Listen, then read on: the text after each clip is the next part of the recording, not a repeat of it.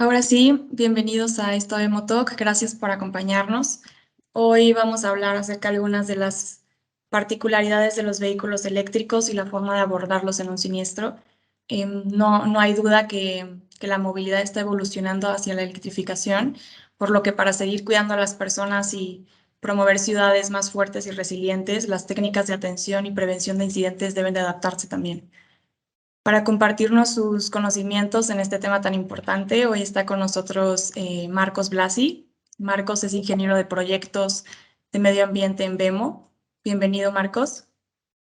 También está con nosotros Matías Galucio. Mati es Business Operation Manager en Vemo. Un gusto tenerte aquí, Matías. Y también está con nosotros Daniela Cepeda. Daniela es directora de Asuntos Públicos en AXA México. Muchas gracias por acompañarnos, Daniela. Para comenzar, cedo la palabra a Marcos para que dé su presentación y nos platique cómo actuar en un incidente con vehículos eléctricos o híbridos. Bien, buenos días a todos. Muchas gracias, Sandy, por la presentación. Gracias al equipo de Vemo por brindar el espacio y a Daniela de AXA también. Entonces, ahora vamos a comenzar con la charla de hoy. Como mencionó Andy, vamos a hablar un poco de cómo actuar ante un incidente con un vehículo eléctrico o híbrido. Primero, vamos a entonces comenzar hablando de un poco las particularidades, ¿sí? Obviamente a través de una introducción a objetivos. Luego a las particularidades ya que tienen en sí los vehículos alternativos respecto a los vehículos de combustión interna. Vamos a ver que hay diferencias sustanciales a la hora de abordar los incidentes entre estos dos vehículos. Vamos a ver cómo evaluar la situación, ¿sí?, ante la que nosotros nos encontramos y cuáles son los 3 pasos ya establecidos para poder abordarla de la manera más eficiente posible. Vamos a hablar de procedimientos especiales y por último vamos a dar un breve slide de lo que son los primeros auxilios que podemos encontrar en estos casos. Entonces, antes de iniciar, un breve descargo, ¿sí?, para aclarar que Vemo, como compañía, lo único que hace es tomar mejores prácticas de los países que son referentes en estos temas, ¿sí?, y por un lado las aplica y por otro lado únicamente transmite el conocimiento y obviamente no se hace cargo por cualquier incidente que pueda ocurrir a partir de acciones indebidas tomadas por la información que nosotros brindemos en esta charla, ¿sí? Entonces, para dar esta presentación, nosotros nos basamos en 2 fuentes. Una fuente es un manual de entrenamiento de prácticas seguras para vehículos de combustibles alternativos de la Agencia de Protección de Fuego de Estados Unidos. Y por otro lado, una guía de recomendaciones para vehículos eléctricos siniestrados de Alemania, ¿sí?, del año 2021. Entonces, ahí luego la presentación vamos a dejar el link en la misma presentación por si lo quieren descargar. Entonces, ¿qué es lo que buscamos con la presentación? Como comentamos anteriormente, exponer las particularidades tecnológicas de los vehículos alternativos y sus principales diferencias a la hora de abordarlos en un incidente con respecto a los vehículos de combustión interna. Obviamente, brindar instrucciones generales en caso de incendios o fallas peligrosas que se puedan ocurrir en relación a incidentes en estos vehículos. Y también entrenar al personal para actuar de la forma más segura y efectiva posible, ¿sí? Poder actuar en el tiempo más corto, ¿sí?, y de forma más eficiente y segura. Entonces, ¿cuáles son las particularidades de este tipo de vehículos y cómo se diferencian de los vehículos convencionales? Por un lado, los vehículos eléctricos sabemos que disponen de un motor eléctrico que le confiere la tracción a las ruedas, a los neumáticos. Tiene su paquete de baterías en donde se almacena la energía necesaria justamente para poder desplazarse. Estos 2 elementos están conectados a través de conductores de alta tensión, que ahora vamos a ver cómo están identificados. Por lo general tienen aislantes que son de color naranja para que sean fáciles de identificar. y no llevan combustible fósil o combustible en estado líquido como solemos ver en otro tipo de vehículos, ¿sí? Y por otro lado tenemos los vehículos híbridos, que estos sí tienen un motor eléctrico y un motor de combustión interna. Tienen su paquete también de baterías, en donde almacenan también energía, conductores de alta tensión y además llevan el tanque de combustible convencional como cualquier vehículo de motor de combustión interna.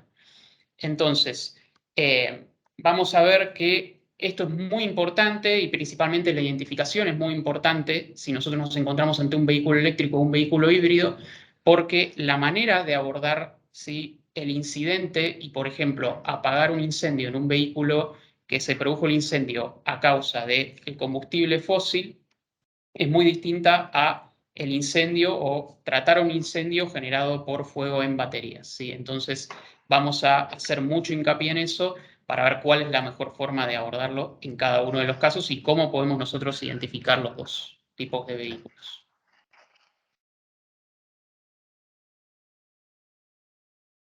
Entonces, yendo ahora a los componentes más críticos de estos vehículos, que son las baterías y los conductores de alta tensión, por un lado, los paquetes de baterías pueden ser de distintos tipos de químicas y configuraciones, ¿sí? Algunas de las principales pueden ser ion litio, hidruro de níquel y plomo, y pueden estar dispuestas en la parte delantera del vehículo, en el suelo, en el bajo chasis o en la parte trasera del vehículo, ¿sí? Hay que aclarar que las baterías están diseñadas para colisiones. Esto no quiere decir que no pueda ocurrir una falla, pero está contemplado. Y es importante poder ubicar las baterías dentro del vehículo de manera rápida, ¿sí?, para, en caso de tener que abordar o que se haya generado un incendio originado en las baterías, saber dónde están ubicadas para poder apagarlo y abordarlo de forma rápida. Por otro lado, los conductores de alta tensión, como dijimos, siempre tienen un aislante en color naranja, manejan tensiones de hasta 800 voltios de corriente continua y son impermeables y están aislados contra impactos, ¿sí? Dos puntos clave y muy importantes. Por un lado, nunca hay que intentar desarmar o desconectar el paquete de baterías, ¿sí? Y por otro lado, no intentar cortar o desconectar los conductores de alta tensión. Siempre estos dos elementos tenemos que tratarlos como si estuvieran energizados al 100%, ¿sí?, para evitar cualquier tipo de manipulación que lleve a un cortocircuito o una electrocución, ¿sí?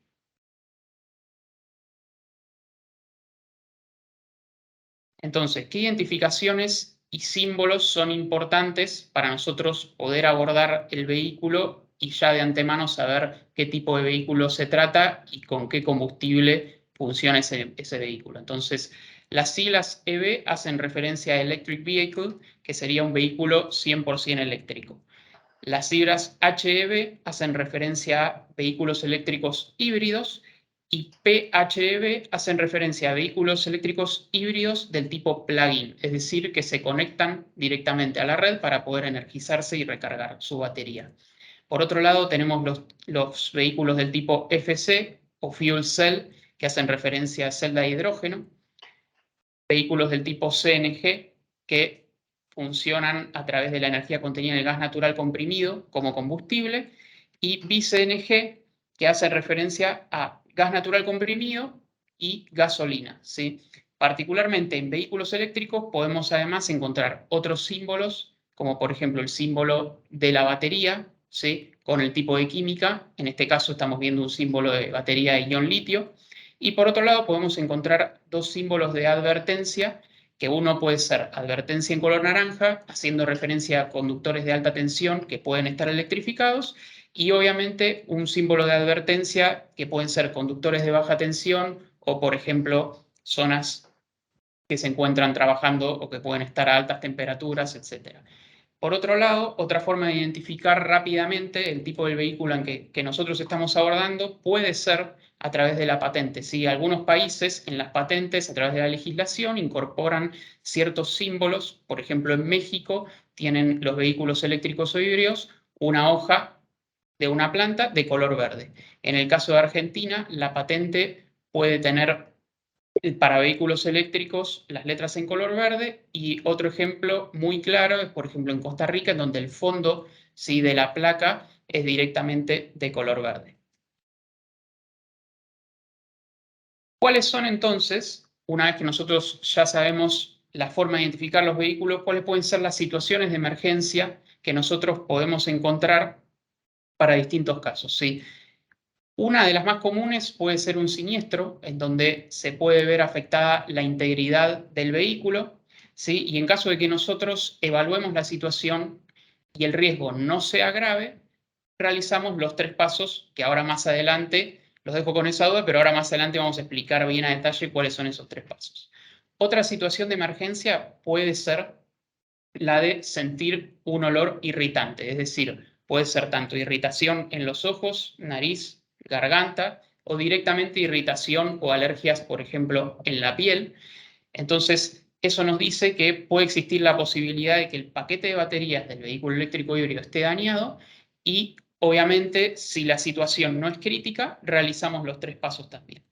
Por otro lado, también otro tipo de situación puede ser la presencia de humo, ruido o pérdidas, ¿sí? Que el ruido puede ser un ruido similar a un chispeo o burbujeo que puede provenir del paquete de baterías. La pérdida particular también puede ser pérdida de fluido de una batería, y esto nos indica claramente que hay una situación que se está dando una situación irregular que se está dando en el paquete de baterías. Entonces nosotros en ese caso deberíamos también realizar los 3 pasos. Ahora, si la situación es crítica, en donde podemos encontrar humo, que indicaría un incendio, o directamente llama, que indica un incendio que se puede desencadenar en el paquete de baterías, entonces directamente tenemos que detener el vehículo y contactarnos con las autoridades de inmediato, brindándole la mayor cantidad de información posible para que puedan abordar la situación de manera rápida, ¿sí? Ahora, yendo particularmente a los 3 pasos antiincendios o fallas peligrosas. ¿Cuáles son estos 3 pasos? Y vamos a hacer bastante hincapié acá, porque esta es la mejor manera y más eficiente de abordar el incidente. Entonces, primero, el primer paso es identificar, por un lado, evaluar mi exposición al riesgo, es decir, si la exposición al riesgo es baja o alta, e identificar, por otro lado, la marca y modelo del vehículo, ¿sí? Porque como bien vimos antes, una vez que tenemos identificada marca y modelo de vehículo, sabemos qué tipo de combustible lleva el vehículo, si es un vehículo eléctrico o híbrido, y cómo lo vamos a tener que abordar en caso de que haya, por ejemplo, un incendio. El paso siguiente, o segundo paso, sería la inmovilización. La inmovilización implica colocar, por un lado, el vehículo en parking una vez que estamos detenidos, ¿sí? Colocar el freno de mano para evitar que el vehículo pueda desplazarse, y además bloquear las ruedas con tacos. ¿Por qué? Porque si el vehículo, por ejemplo, se encontrara en una zona con pendiente, existe riesgo de que cuando ocurra el incidente el vehículo luego pueda desplazarse. Entonces es muy importante también bloquear las ruedas para evitar ese desplazamiento. Y el último y tercer paso es deshabilitar, es decir, detener el motor, apagar el vehículo y retirar las llaves de ignición, y en algunos casos en donde la llave tiene presencia, ¿sí?, alejarlas directamente del vehículo para evitar cualquier inconveniente o que cualquier persona pueda acercarse, poner en marcha nuevamente el vehículo y evitar desplazamientos innecesarios durante la ocurrencia del incidente, ¿sí? Ahora, entonces, yendo a detalle en cada uno de esos 3 pasos, ¿sí? Primer paso, identificar, es decir, cómo analizo la situación y cómo identifico si me encuentro en una situación de bajo riesgo o de alto riesgo. Obviamente, si nosotros detectamos fuego o humo que nos incapacita a poder realizar cualquier acción, entonces estamos ante una situación de alto riesgo y nos tenemos que retirar del vehículo lo más lejos posible, con urgencia, contactando siempre a las autoridades. Ahora, si sentimos olor leve, que mencionábamos anteriormente, ruidos extraños o detectamos mal funcionamiento del vehículo, entonces estamos bajo una situación de riesgo admisible y podemos seguir con el procedimiento, que serían los 3 pasos, tomando ciertos recaudos. Siguiendo con estos 3 pasos, continuamos con la identificación del vehículo, ¿sí? Entonces, la primera pregunta es, ¿conocemos las instrucciones de seguridad del vehículo o dónde las podríamos encontrar? Entonces, ante esta pregunta, la respuesta es la guía justamente de respuestas ante emergencias de los vehículos, ¿sí? Que en el slide que continúa vamos a ver cómo se componen esas guías de respuestas, ¿sí?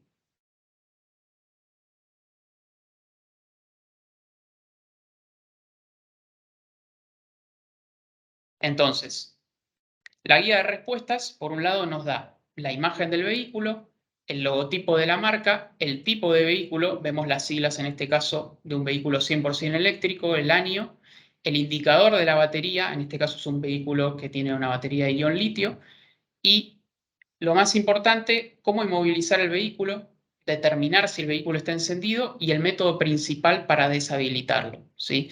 También existen métodos alternativos de deshabilitación, diagramas de deshabilitación y los símbolos de advertencias que vimos anteriormente, ¿sí? Por otro lado, también están diagramas de conexión de sistemas de alta tensión, airbags y una cosa no menos importante que se puede visualizar en la imagen a la derecha de la vista superior y lateral del vehículo, son los parantes de alta resistencia que se encuentran en la cabina del vehículo. ¿Por qué se marcan estos parantes? Porque si es necesario acceder al vehículo, hay que tener las herramientas adecuadas para hacerlo, para poder sacar a los pasajeros en caso de que no puedan retirarse del vehículo por sus propios medios, ¿sí?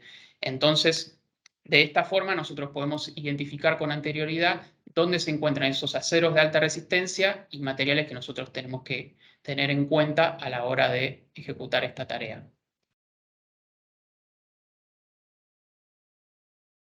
Entonces, siguiendo con los tres pasos, el segundo paso es inmovilizar. ¿Y qué es lo primero que debo hacer en la inmovilización? Entonces, detenernos en un lugar seguro, ¿sí? En lo posible estar alejados de cualquier objeto, personas, ¿sí? No tener objetos a una distancia considerable del vehículo, alrededor del vehículo, lejos de tránsito, que no tenga inclinación para evitar que el vehículo se desplace antes de una vez que está parado y, como mencionamos, en un espacio abierto. Aparcamos, colocamos el freno, lo primero que hacemos es colocar el vehículo en parking y colocar también el freno de mano, ¿sí? Y luego, una vez que nos salimos del vehículo, que nos bajamos del vehículo, bloqueamos las ruedas con tacos o elementos que tengamos a disposición. Y esto es muy importante de nuevo si el vehículo se encuentra en una pendiente para evitar ese desplazamiento que mencionábamos. Tercer y último paso, ¿sí? ¿Cómo deshabilitamos? Bueno, el primer paso es apagar el vehículo, ¿sí? Apagar el motor del vehículo, retirar las llaves y, como mencionábamos, alejarlas por lo menos a 5 metros del vehículo o una distancia mayor también, por si la llave tiene presencia, ¿sí? Para evitar que se pueda volver a encender el vehículo o por si alguien quisiera aproximarse al vehículo con la llave e intentar prenderlo para evitar esa situación. Y por otro lado, el último paso dentro de la deshabilitación es desconectar la batería auxiliar de 12 volts, ¿sí? De ser pertinente y posible, esto nos permite aislar el sistema eléctrico, ¿sí? ¿Y por qué es esto? Porque la batería de 12 volts en los vehículos eléctricos energiza el sistema de alta potencia, ¿sí? Entonces, si nosotros logramos desconectar la batería de 12 volts, vamos a poder desenergizar el sistema de alta potencia y, por otro lado, todo el sistema que alimenta airbags, ¿sí? Entonces, de esa forma nos aseguramos que las baterías del vehículo de alta potencia no van a estar energizadas. Entonces, vamos a ver ahora cómo podemos desconectar la batería auxiliar siempre que estemos bajo una situación de bajo riesgo y sepamos la ubicación de la batería auxiliar con las herramientas adecuadas, obviamente vamos a poder desconectarla. Y hay tres formas, ¿sí? ¿Cuáles son esas tres formas de desconexión de la batería auxiliar? Entonces, por un lado, muchos vehículos tienen un interruptor de circuito que se puede encontrar debajo del asiento del conductor o del acompañante y nosotros simplemente retirando el interruptor ya deshabilitamos la batería de 12 volts y desenergizamos el sistema. Otra opción puede ser una sección de cable expuesta, ¿sí? Que puede estar en la parte delantera, en donde con alguna etiqueta, ahí vemos una etiqueta, por ejemplo, abajo en color naranja, vemos una sección de conductor que está expuesta, entonces nosotros con un elemento aislante podemos directamente cortar ese cable, ese conductor y desconectar la batería de 12 volts. Y obviamente también, por último, en la última opción es la desconexión de la batería tradicional, desconectando uno de los bornes, ¿sí?, de la batería, obviamente con las herramientas adecuadas, y esto nos va a permitir también desenergizar todo el circuito del vehículo, ¿sí?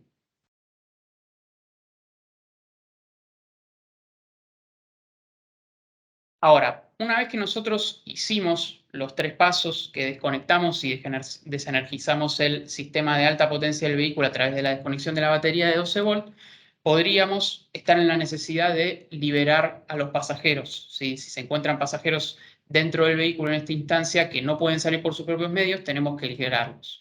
Entonces, ¿cuáles son los puntos a tener en cuenta? Por un lado, el vehículo tiene que estar estabilizado, no se puede estar moviendo. Entonces, un punto muy importante a tener en cuenta es que si nosotros colocamos criques o soportes para mantener el vehículo estable, que estos no estén en lugares donde puedan perforar la batería o entrar en contacto con los conductores de alta tensión, ¿sí? Además de esto, nosotros debemos localizar y en lo posible ver en qué estado se encuentran los airbags, las bolsas de aire del vehículo, ¿sí? Y como sabemos, se deshabilitan con la batería de 12 volts. Entonces siempre suponemos que los conductores de alta tensión están energizados y nunca, por otro lado, los cortamos. Y además es importante saber que los cables de alta tensión y las baterías no suelen encontrarse en las rutas usuales de rescate o de escape de los pasajeros del vehículo, ¿sí? Y bueno, lo que mencionábamos anteriormente, muchos vehículos tienen aceros de alta resistencia, ¿sí? Entonces tenemos por un lado que tener el herramental adecuado para poder cortar estos aceros y por otro lado verificar cuál es la mejor opción para poder retirarlos. Y una consideración importante es que si nosotros queremos retirar a pasajeros por el maletero, muchas veces las baterías pueden estar en la parte trasera del vehículo y pueden impedir el acceso a través de esta ruta, ¿sí?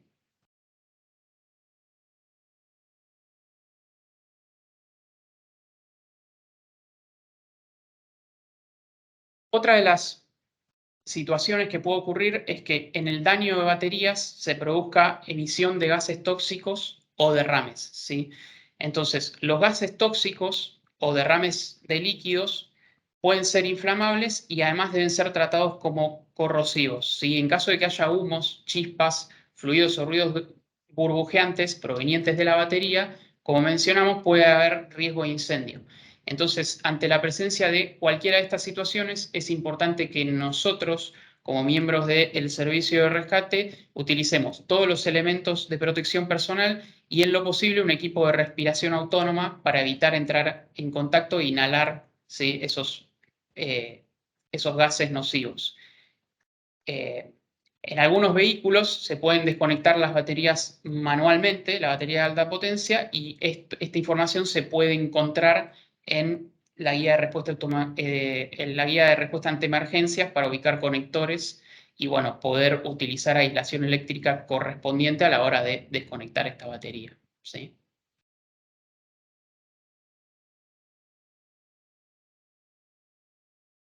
Ahora, hablando ya de cómo se puede originar el incendio, cómo se puede generar el incendio en las baterías de litio del vehículo.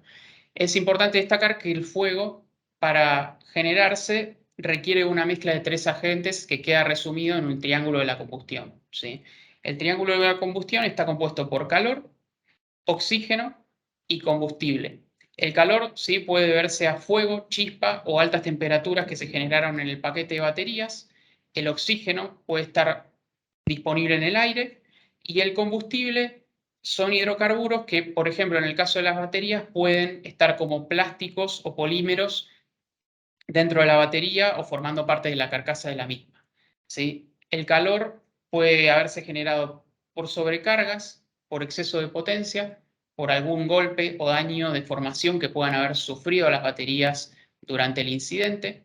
El oxígeno, como dijimos, está disponible en el aire o puede ser producto de la descomposición química que ocurre dentro de las baterías, ¿sí?, en caso de daño de alguna de las celdas.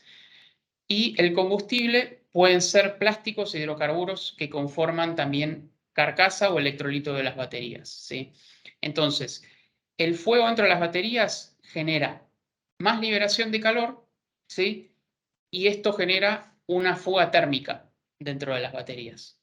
Entonces, ahora vamos a ver cómo nosotros podemos mitigar el fuego y evitar que se propague, ¿sí? Con esta información.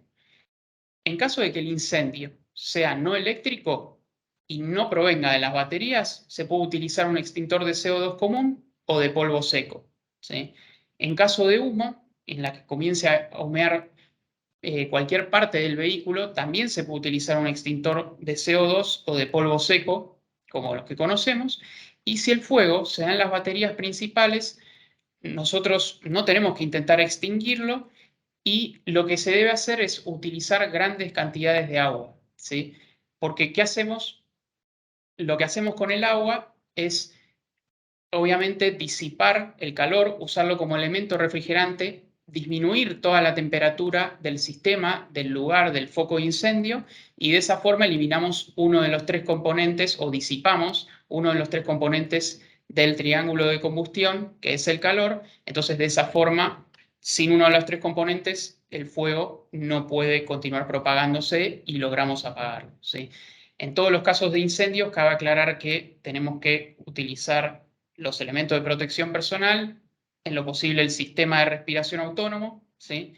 Y la dificultad para apagar el fuego en baterías de un vehículo eléctrico obviamente depende del tamaño de ubicación de la batería, cuántas celdas se vean comprometidas, es decir, la extensión del fuego dentro de la batería, el acceso o posibilidad de aplicación del elemento extintor a la carcasa y la apertura de la carcasa para poder aplicar el elemento extintor principalmente en la batería. Entonces, cuanto mejor acceso tengamos a la batería y podamos aplicar el elemento extintor más cerca del foco de incendio, más eficiente va a ser, ¿sí?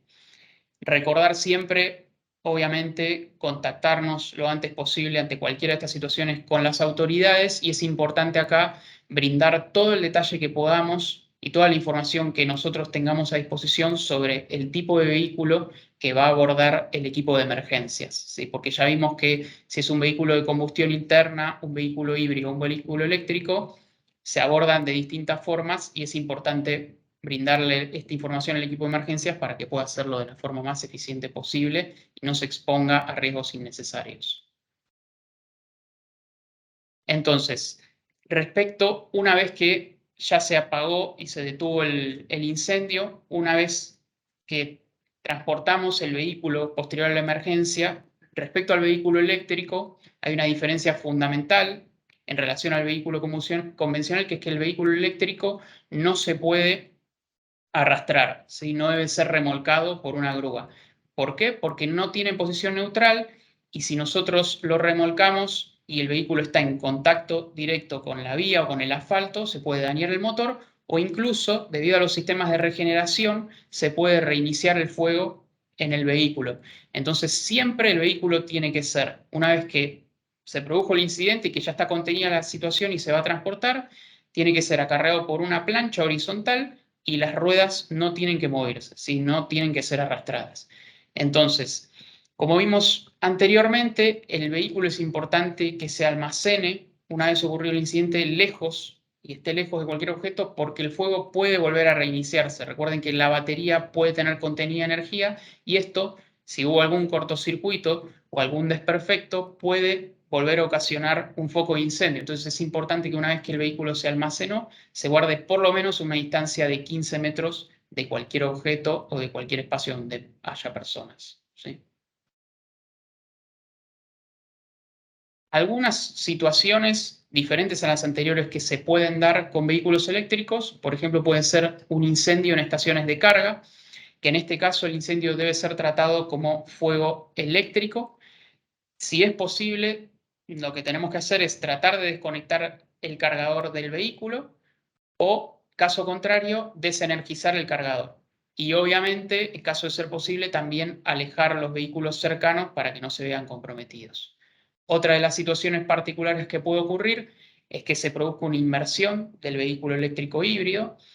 Es importante destacar que los vehículos eléctricos e híbridos están preparados para inmersiones, entonces no hay riesgo de electrocución mientras no se exponga a los conductores de alta tensión, que obviamente están aislados. Bajo esta situación, debemos retirarnos del vehículo, ayudar también a salir a los pasajeros y obviamente no es correcto realizar los 3 pasos.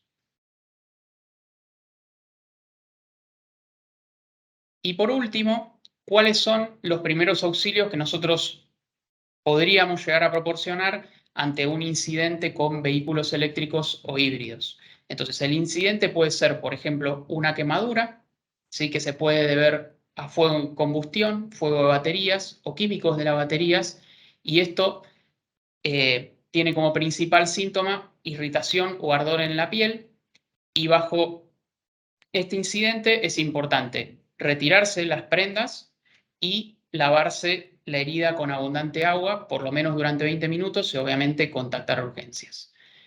Lo mismo ocurre con el contacto con los ojos. Si los ojos entraron en contacto con gases de baterías o químicos de las baterías, esto se expresa como un fuerte ardor en los ojos, y lo que tenemos que hacer nosotros es lavar los ojos con abundante cantidad de agua durante 20 minutos y obviamente también contactar urgencias. Otro incidente común puede ser la electrocución con conductores de alta tensión, que habíamos dicho que podían llevar hasta 800 volts de corriente continua, y los síntomas son imposibilidad de responder o separar a la persona del conductor eléctrico. Entonces, bajo esta situación, nosotros con un elemento que sea no conductor o aislante, tratar de separarlo, ¿sí? Separar a la persona del conductor para poder detener esa electrocución. Si es necesario, administrar RCP y obviamente contactar a urgencias.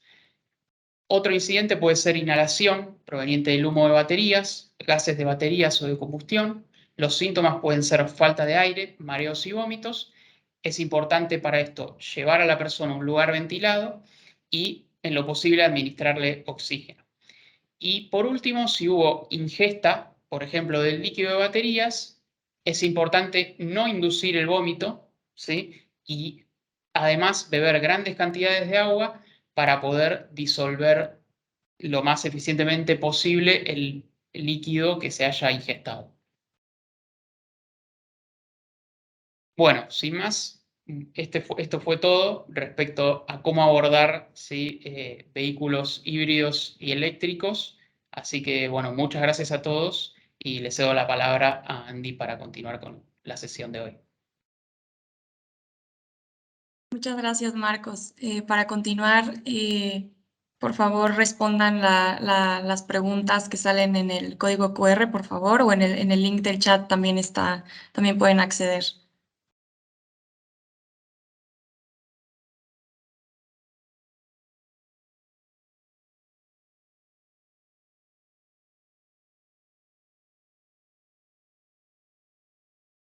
Y solo para reforzar un poquito el mensaje de la presentación, sin duda, aunque los vehículos eléctricos están diseñados para soportar colisiones e impactos, tenemos que recordar que necesitan un trato diferente en el caso de emergencias por el riesgo de incendios o fallas en las baterías.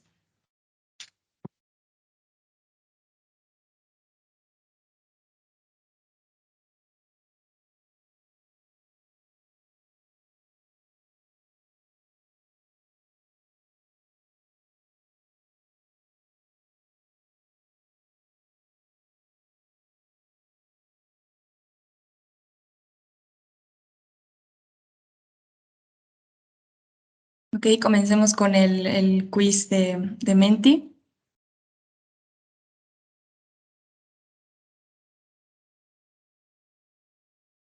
¿Cuáles son los 3 pasos básicos a realizar al abordar un vehículo eléctrico o híbrido siniestrado?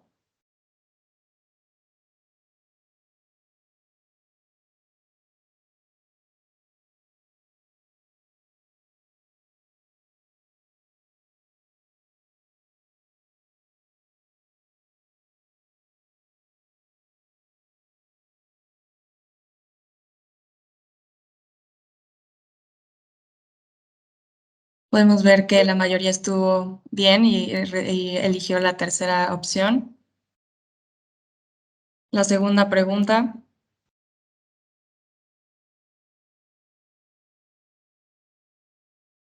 Una vez que identifique la exposición al riesgo, ¿qué debo hacer para detener el vehículo en un lugar seguro?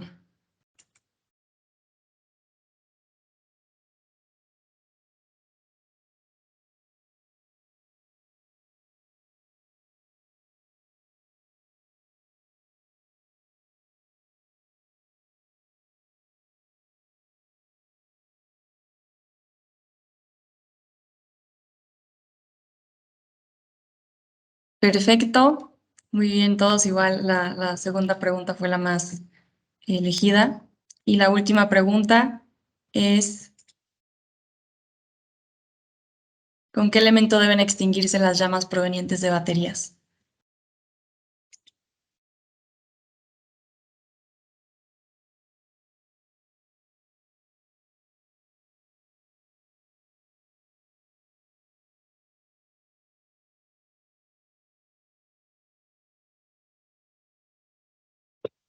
Con agua en grandes cantidades era la respuesta correcta. Muchas gracias. Ahora, para continuar, Daniela nos compartirá la visión de AXA en su lucha para disminuir riesgos y aumentar la resiliencia y también las maneras en que esta empresa se mantiene a la vanguardia para mejorar la movilidad segura y limpia. Gracias, Daniela. Cuéntanos, por favor, qué acciones o iniciativas están impulsando para seguir protegiendo a las personas y crear sociedades más fuertes y resilientes mientras avanzamos a un nuevo modelo de movilidad. Muchísimas gracias, Andrea. Primero, pues un honor estar aquí y aprender. Nuestra política en AXA es tratar de prevenir. Primero, bueno, igual que ustedes, identificar riesgos y prevenir. Y somos una compañía multirama, eso quiere decir que tenemos seguros en 4 áreas: autos, hogar y trabajo, salud y vida. Y lo que hacemos es tener una metodología de Share Value, que es que lo que hacemos es alinear nuestras acciones de asuntos públicos y de impacto social a las prioridades de la compañía. Y entonces, la verdad es que trabajamos en un sector muy noble y estamos ahí para proteger. Y esta introducción se las cuento así porque para nosotros es súper importante 2 cosas. Uno, que haya un muy buen modelo de movilidad segura y limpia. ¿Por qué? Porque entre mejor sea el modelo de movilidad y entre mejor sea la seguridad vial, menos siniestros de tránsito encontramos. Y entonces ayudamos a nuestra misión de proteger, mejorar a más mexicanos si disminuimos los riesgos en las calles. Pero otro tema también que es muy, muy importante es que también nos toca atender los problemas de salud, y un mal modelo de movilidad puede generar, aumentar los problemas de salud. Por ejemplo, cambio climático, justamente es uno de los temas que ocasiona cada día más problemas de salud. Y también los problemas de cambio climático pues, se pueden ver, lo hemos visto, ¿no? en el aumento de fenómenos naturales que impactan a la sociedad, y entonces tenemos que trabajar para que haya sociedades más resilientes. En concreto, en movilidad, bueno, en todos nuestros pilares lo que hacemos es no tratar de buscar el hilo negro, saber qué han dicho los organismos internacionales, qué han hecho en otros países, qué está haciendo la sociedad civil y qué están haciendo otras empresas como ustedes. Entonces, igual que ustedes, tenemos un modelo de ESG alineados a objetivos de desarrollo sostenible, y estamos viendo cómo desde la compañía podemos hacer acciones para mejorar seguridad, para impactar en los objetivos 3, 11, ¿no? Tiene que ver claramente, por ejemplo, con disminuir muertes y lesiones graves por el tránsito. Y entonces tenemos en AXA, además de Fundación AXA, donde realizamos muchos proyectos, tenemos una organización de la sociedad civil que se llama Reacciona por la Vida, que se dedica como objetivo principal a ayudar a los gobiernos y a las sociedades en México a disminuir las muertes y las lesiones graves causadas por el tránsito. Entonces, en concreto, ¿qué hacemos? Los organismos internacionales lo que te dice es, como ustedes bien lo saben, que tenemos que hacer todo antes de que sucedan los siniestros de tránsito. Tenemos que hacer todo lo que esté en nuestras manos para que no sucedan los siniestros de tránsito. Si ya suceden, como ustedes lo están haciendo, bueno, capacitarnos, tener vehículos más seguros, saber cómo actuar y siempre priorizar la seguridad de la vida. Pero para que no sucedan, una de las principales recomendaciones, por ejemplo, es que en México existiera una ley general de movilidad y seguridad vial. Una de las principales recomendaciones de organismos internacionales como la OMS, el BID y muchos más, es que hubiera una ley que tuviera cobertura en todo el país y que pusiera como los pisos mínimos justamente para que todos supiéramos qué hacer en las calles. Entonces, bueno, en concreto, a través de Reacciona por la Vida, somos parte de la Coalición Movilidad Segura, que es una organización donde ya hay casi 100 organizaciones de la sociedad civil en las 32 entidades del país. Y el punto es que todos tengamos un marco normativo que se base en sistemas seguros. Sistemas seguros lo que dice es, tienes que tener una serie de indicadores, una serie de acciones que se tienen que realizar al mismo tiempo y parte básicamente de varios supuestos, pero uno muy importante es que todos los seres humanos nos vamos a equivocar. Es decir, aunque ustedes, nosotros, todo el mundo estemos pregonando que hay que usar el cinturón de seguridad en todas las plazas del vehículo, o que no hay que usar distractores, o que hay que conocer los vehículos en los que vamos para poder actuar en caso de siniestro, puede ser que cometamos un error y que no lo hagamos, que no usemos el cinturón, que no utilicemos, o sea, que sí utilicemos el teléfono al conducir. Y el sistema lo que hace es que, lo que dice es que todos los actores que estamos ahí tendríamos que hacer acciones para disminuir los riesgos de que alguien fallezca y de que alguien tenga una lesión grave. Es decir, aunque nos equivoquemos, aunque yo vaya a mayor velocidad de la que debería de ir, las calles tendrían que estar diseñadas de alguna manera y las autoridades tendrían que regularlos justamente para que no tengamos de esas muertes y lesiones. Entonces, es tener este sistema y nosotros aquí en AXA, directo en asuntos públicos, en nuestra fundación, la Fundación AXA y en Reacciona por la Vida, hacemos alianzas con distintos actores, sociedad civil, gobiernos y, por supuesto, sector privado, para disminuir los riesgos que enfrentamos y para poder actuar mejor. Muchas gracias, Daniela. Qué importante. Sí, creo que la prevención es uno de los pasos más importantes en este tipo de incidentes. Daniela, como sabes, en Vemo queremos ser una fuerza transformadora que mejore la calidad de vida urbana, y esta transformación al mundo más sostenible no se puede lograr con esfuerzos aislados, sino con apoyo y colaboración. Sabemos que AXA también ha intensificado sus compromisos para combatir el cambio climático. Cuéntanos un poquito de su estrategia y las medidas que reforzaron o adoptaron. Claro que sí, mira, en el grupo AXA el combate al cambio climático es una prioridad, al igual que son las otras prioridades de negocio. Y entonces una de las acciones que hicimos desde el grupo AXA es que, bueno, siempre AXA es una de las empresas que ha entrado de manera muy fuerte a apoyar los acuerdos de París, pero luego tenemos acciones muy concretas que están diferenciadas entre nuestro papel como aseguradora, nuestro papel como inversionista y nuestro papel como empresa.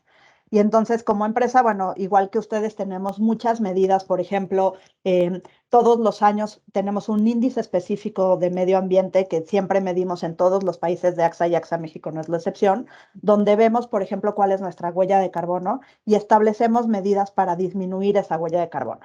Una de las cosas que acabamos de hacer y que nos parece fundamentales es que mudamos nuestra flotilla de autos tradicionales a flotilla de autos híbridos. Y justamente tenemos en el radar ir a la vanguardia en estos cambios hacia la electromovilidad para tener una movilidad más limpia, una movilidad más segura, y entonces ese es uno de nuestros principales compromisos. También medimos nuestros consumos de agua, nuestros consumos de papel, los kilómetros que viajamos y tratamos de disminuirlo. Y también como aseguradora justamente nos estamos moviendo a tener productos responsables, a poder tener una opción con la que la gente pueda sumarse al cambio climático. También hacemos, por ejemplo, en Grupo AXA un estudio de los riesgos, cómo se perciben los riesgos en distintos países. Acabamos de sacar el de este año y sí podemos ver cómo cambio climático es uno de los riesgos más importantes que tenemos. Entonces, bueno, tenemos el compromiso hacia afuera, todo lo que podamos hacer. En AXA tenemos AXA Climate, que es justamente un área de expertos que se dedican a entender qué está sucediendo con el cambio climático, a evaluar los impactos no solo en el corto plazo, sino en el mediano y en el largo plazo, y a trabajar en conjunto con organizaciones, con autoridades para tratar de realizar acciones para impulsar las medidas de mitigación y adaptación. Y otra cosa muy importante que hacemos es justamente vincular nuestros pilares. El cambio climático es un tema transversal que tiene que ver con movilidad. En la Ley General de Movilidad y Seguridad Vial hay varios artículos que justamente hablan de la importancia de la sustentabilidad y de que la movilidad conciba medidas ahora y a futuro que nos garanticen tener sociedades resilientes. Y también en temas de salud, pues uno de los factores, como yo les decía, muy importantes que agravan la salud son el medio ambiente y las afectaciones que tenemos. Por ejemplo, hay datos, ¿no?, de distintas organizaciones, no solo la ONU, sino también en México las autoridades, que dicen que al año hay cerca de 25,000 muertes causadas por enfermedades respiratorias que pueden ser consecuencia de un mal medio ambiente. Entonces, bueno, estamos tratando de hacer distintas acciones que tengamos tanto como empresa, ser una empresa responsable, impulsar mejores acciones, como aseguradora, brindar productos que ayuden a cambiar, a cambiar comportamientos, y también como inversionista movernos a portafolios que sean ESG, ¿no? O sea, que sean responsables y que nuestras inversiones justamente consideren la importancia de proteger o de disminuir el cambio climático de manera importante. Excelente, muchas gracias, Daniela. De verdad creemos que es muy importante juntar esfuerzos y lograr que las ciudades sean más seguras, resilientes y sostenibles. Para cerrar, seguimos con Mati. Mati, en Vemo estamos comprometidos a llevar a cabo nuestras actividades, procesos y servicios con los más altos estándares en términos de QHSE, para ofrecer calidad y seguridad a todos nuestros clientes. ¿Nos podrías contar un poquito algunas de las medidas de QHSE que hemos adoptado? Claro que sí. Bueno, Andy, primero gracias por la invitación y gracias a todos por sumarse. Y Marco y Daniela, muchas gracias por la información que nos compartieron. Andy me preguntó, me pidió que comparta un poco nuestra operación en Vemo y cómo estamos haciendo para que seamos una compañía, como menciona Andy, segura y con un servicio de cliente de alta calidad, ¿no? Entonces, la primera pregunta creo que podemos hacer es cuáles son los riesgos operativos en Vemo. Como cualquier compañía, Vemo tiene mucha operación de diferentes tipos y por eso también hay un riesgo más alto que tenemos que mitigar, como menciona Daniela, ¿no? Básicamente, hoy en Vemo tenemos básicamente el modelo DAI, que son nuestros vehículos que operan, son mayoritariamente BYD, B1s, que operan en la plataforma de Uber. Y estos vehículos manejan 2 turnos, entonces es una operación constante. Por otro lado, tenemos nuestro hub de recarga, donde van nuestros conductores a cargar nuestros vehículos a fin de turno. También tenemos talleres propios, donde nosotros hacemos nuestro mantenimiento de autos. Y finalmente tenemos nuestra infraestructura de recarga, que es un equipo que básicamente hace la obra e instalación de todos nuestros cargadores en nuestros hubs, que son privados, pero también hay cargadores que instalan para gente en sus casas y también estamos viendo la parte de la carga pública, ¿no? Entonces, esto es para mostrarle un poco todos los diferentes tipos de operaciones que tiene Vemo hoy en día.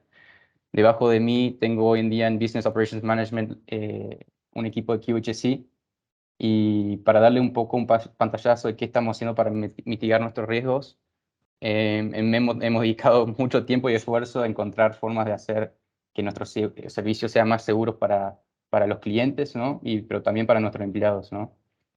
Entonces, hoy nuestra flota tiene sistemas de GPS que rastrean nuestros vehículos. A partir de esto, también sabemos por dónde va el vehículo dentro de la ciudad, si va en zonas peligrosas, qué tan rápido va y si está haciendo actos inseguros, por ejemplo, sobre velocidad. Todo esto tenemos la capacidad de monitoreo gracias a nuestro centro de monitoreo C2, donde nosotros tenemos básicamente una comunicación en tiempo real con nuestros conductores para corregir cualquier acto inseguro que veamos en la operación. Entonces acá tenemos la tecnología con un equipo operativo que básicamente hace una sinergia y nos permite contactar al conductor cuando veamos cualquier situación que no esté cumpliendo con nuestros estándares. También hemos instalado unos botones de pánico en nuestro vehículo para que nuestros conductores puedan alertarnos cuando estén en situaciones de peligro. Esto permite que nuestros conductores se sientan más seguros. También es parte de darle un servicio más seguro al cliente. Y finalmente hemos desarrollado un programa de capacitación que tiene un enfoque muy alto en la seguridad y la calidad de servicio. Hoy en día nuestra aprobación de conductores es alrededor de un 80% Y esto es una meta que estamos tratando de hacer para garantizar que nuestros conductores estén listos para el estándar de operación que nosotros requerimos de ellos.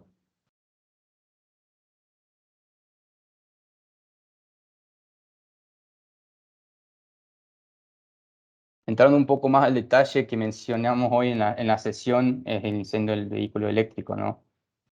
Como ha comentado Marco, el vehículo eléctrico tiene sus particularidades y en una flota totalmente eléctrica, la parte de DAI estoy hablando, estamos hablando con una tecnología nueva y para eso tuvimos que salir fuera de la caja y buscar una tecnología de seguridad nueva que nos ayuda también a mitigar el riesgo, que es un riesgo que hoy en día eh, estamos tratando de básicamente hacer todo lo posible para mitigar. Con esto buscamos, gracias por el equipo que nos tiraron un lead y hay una compañía noruega que nos está hoy, ya tenemos mantas en operación que nos permiten cubrir el vehículo eléctrico en caso de un incendio. Esta manta lo que hacen es ahogar el fuego y empieza a bajar la temperatura de la batería. Como mencionó Marco, la batería tiene su propio triángulo de incendio, ¿no? Genera su propio oxígeno. Entonces, como mencionan, para apagar el incendio se necesita mucha agua. Lo que te permite la manta es básicamente ahorrar tiempo, minimizar la posibilidad que el fuego se proponga y también detener la propagación del humo tóxico que menciona Marco. También es interesante mencionar que estas mantas utilizan una tecnología que se utiliza en la industria espacial. Entonces es una tecnología sumamente nueva y la hemos probado y ha funcionado en nuestras prácticas. Yendo por lo que acabo de mencionar, una vez que llegaron las mantas teníamos que empezar a capacitar a nuestra gente, porque no nos sirve de nada tener las mantas si la gente no las sabe usar. Para esto sacamos protocolos que nos dieron el proveedor y también empezamos a capacitar a nuestra gente con la ayuda de profesionales, básicamente bomberos que nos han ayudado a capacitar en cursos que son aparte. Y básicamente, una vez capacitados, preparamos planes de respuesta de emergencia para que en caso de que haya una situación inesperable, nuestra gente esté listo para básicamente controlar la situación. Y como menciona Marco, el EPP es una cosa obligatoria que hoy en día en toda nuestra compañía Memo no tenemos cero tolerancia con esto, el EPP es lo primero para nosotros. Finalmente, quiero terminar con cuál es nuestro compromiso a la calidad y la seguridad. Como mencionamos, Vemo está comprometido a brindar el servicio de más alta calidad y seguridad y estamos trabajando continuamente para llegar a esto. Hoy en día contamos con un equipo totalmente dedicado para la parte de seguridad. Tenemos nuestro líder de QHC que se llama Iván Castellano, que viene de Schlumberger y era gerente de la base de Villahermosa, que es la base de Schlumberger más grande de México. Y tiene un equipo compuesto de ingenieros de campo que básicamente realizan auditorías y aseguran que todos los protocolos que estamos trabajando se cumplan en campo.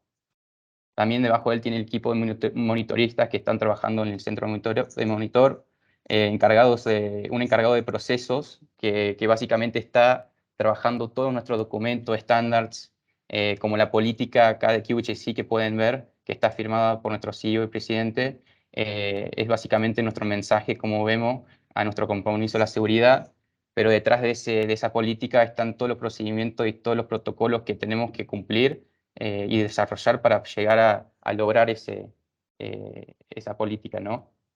Y por otro lado tenemos a Alejandro Tinoco, que tiene 20 años de experiencia en ADO y es nuestro gerente de entrenamiento y desarrollo, quien está hoy en día dedicado 100% a preparar a nuestros conductores en nuestra Universidad Vemo.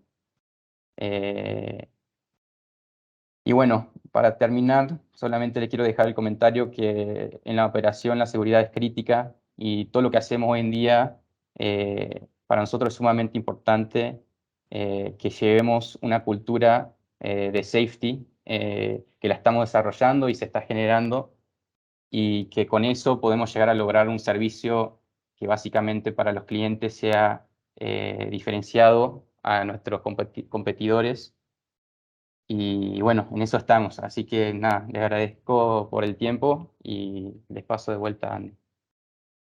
Gracias, Mati. Solo hay una pregunta en el chat y creo, Mati, tú la puedes contestar. ¿Podrías contarle a María que pregunta cómo prevenimos el riesgo en que nuestros conductores manejen alcoholizados o drogados? ¿Podrías explicar cómo implementamos en nuestro proceso diario, en nuestra operación diaria, esa prevención?